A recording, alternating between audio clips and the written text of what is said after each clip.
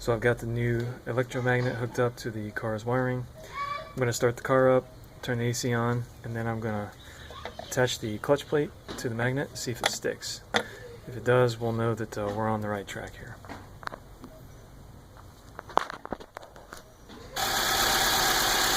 Okay, obviously car running, got the AC turned on, so let's hope for the best. Alright, that's what we wanted. It's definitely activating. Cool.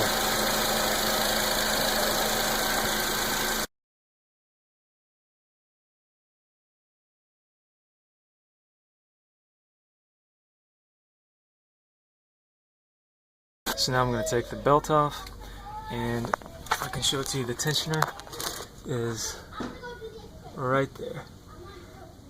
It is that bolt right there. Yes, and the kids are singing Frozen. So I'm going to put a wrench on there. I'm going to swing that torsioner down and take the belt off. Okay, so that's the torsioner bolt. This doesn't have just a whole lot of tension on it. It's pretty loose. So loosen your tensioner, take your belt off, and then we'll take off the clutch and pulley and replace the magnet. Belt off the pulleys. The next big problem you're going to have is getting this bolt here loose to take off the clutch and then the pulley and then the magnet. As you can see here, there's really no good place to pry on this, because as soon as you put a ratchet and socket on here, the entire thing just wants to spin. And I tried a whole different manner of trying to pry here and keep it from spinning. It's just pry everywhere, crossing bars. Total train wreck. So what fixed it was, I got an impact, a DeWalt impact, and I just used a reducer to go from half to 3/8 drive, put a 10mm socket on the end. I bumped it like twice, and the thing spun immediately loose. So I'm glad my dad got me that for my birthday a couple years ago, and I'm very thankful for it, because that was all I needed to pop this thing out. So this bolt is then just gonna obviously unthread, and then the rest of this clutch is just going to slide off the splines. Okay.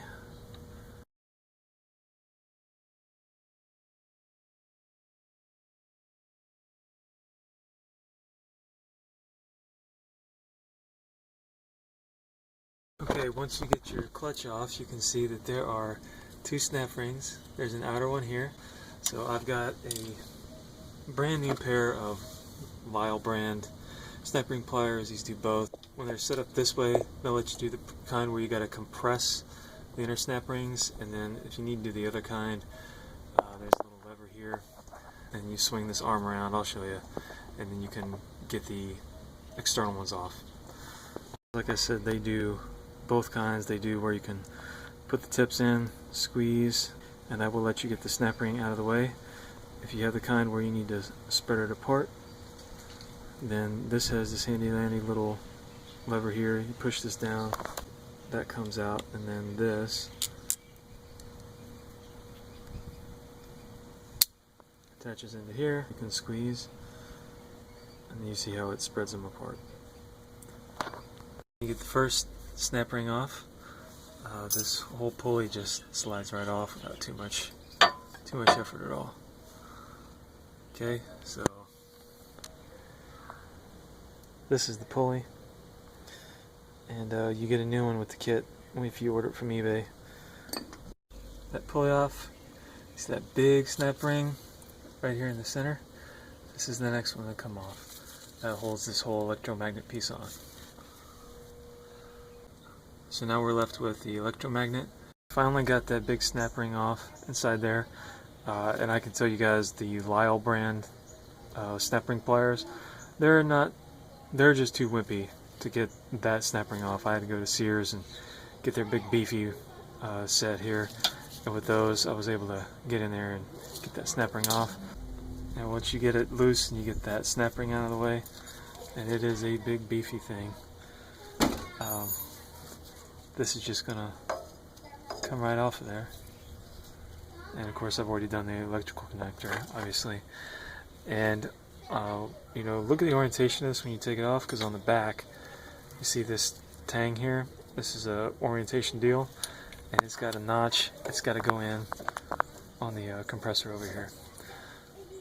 And so installation is reverse of removal. So on all this stuff, I always, lay the new stuff against the old and make sure everything looks the same. I don't know why this is all beat up here. Maybe that's why it doesn't work.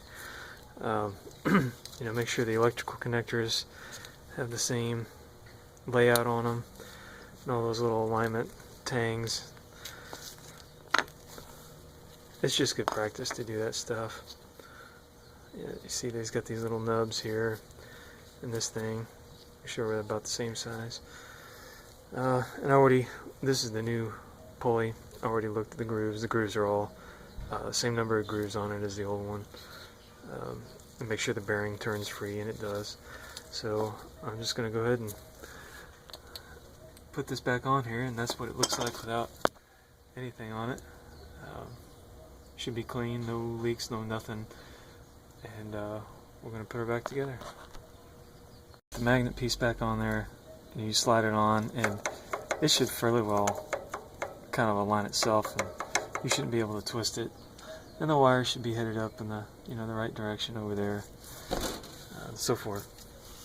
Now here, the snap ring, I didn't notice this right away, but so the snap ring has kind of a bevel to one side.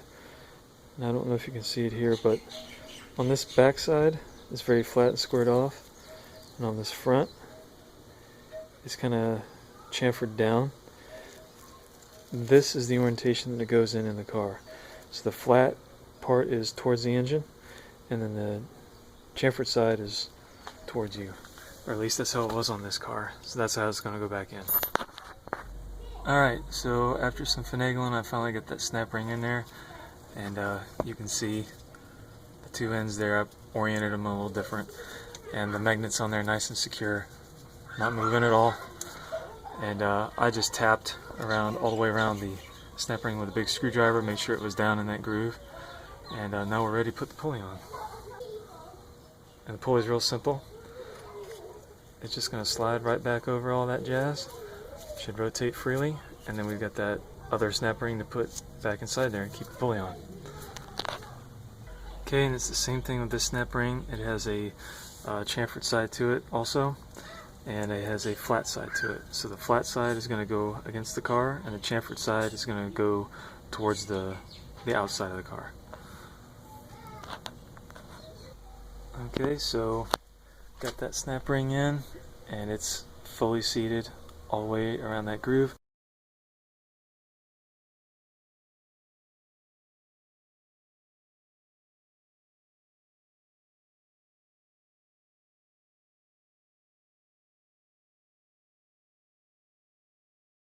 There are some shims that are going to go in between this clutch disc and I guess that plate, that pulley on there.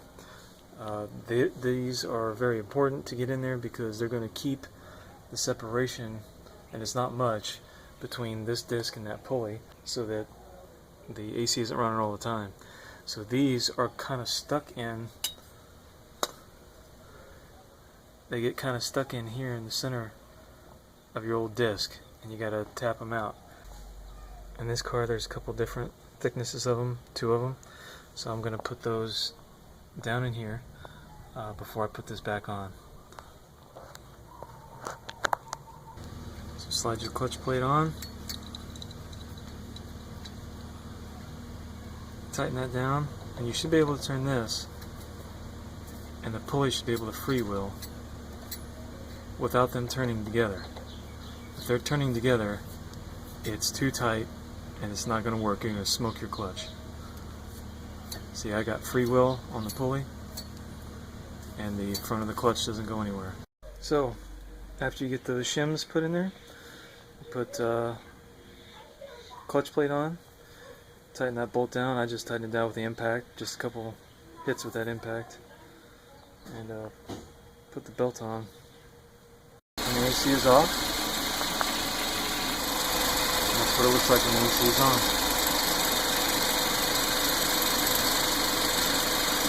So if you're lucky, that's what you'll have at the end. You can see the clutch plate is running. I've got the AC on. It's cold now. Bad clutch components were the problem.